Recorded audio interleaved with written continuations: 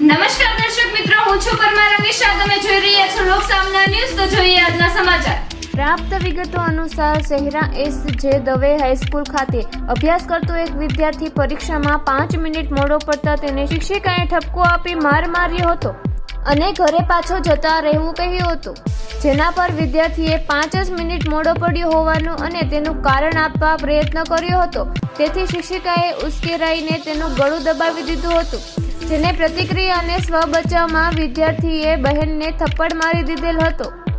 શિક્ષિકા બહેને પછી 3 શિક્ષકોને બોલાવ્યા, જેમણે પણ વિદ્યાર્થીઓને ગળડાપાટુનો માર માર્યો હતો અને બીજા દિવસે વાલીને લઈ આવવાનું કહેલું.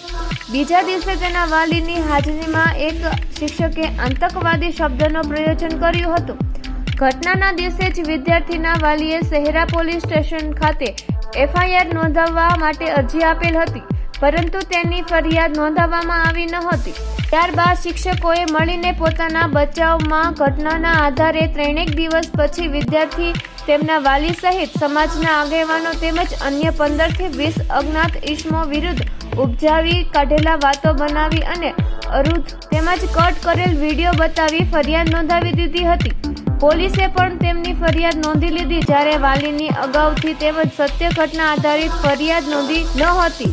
એક બાબત સ્પષ્ટ છે કે જો તમે વદગાર હોય કે પહોંચ ધરાવતા હોય તો તમારી ઉપજાવી કાઢેલી વાર્તા આધારિત પણ ફરિયાદ નોંધાઈ જશે, પરંતુ જો તમે સામાન્ય વર્ગના હશો તો તમને ન્યાય મળવો મુશ્કેલ જ નહીં પરંતુ અશક્ય છે.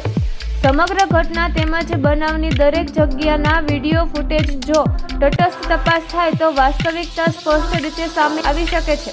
પરંતુ પ્રશ્ન એ છે કે તટસ્થ ન્યાય કરે કોણ? આજના કળયુગમાં ને આવા પ્રદૂષિત વાતાવરણમાં તટસ્થ તપાસ ન્યાયની અપેક્ષા રાખવી નકામી સાબિત થાય એમ છે. અહીં તો ઉલટા પીડિતને જ આરોપી સાબિત કરી દેવામાં વાર લાગતી નથી. તો ફરી મળીશું એક નવા સમાચાર સાથે. ત્યાં સુધી જોતા રહો લોક સામના ન્યૂઝ.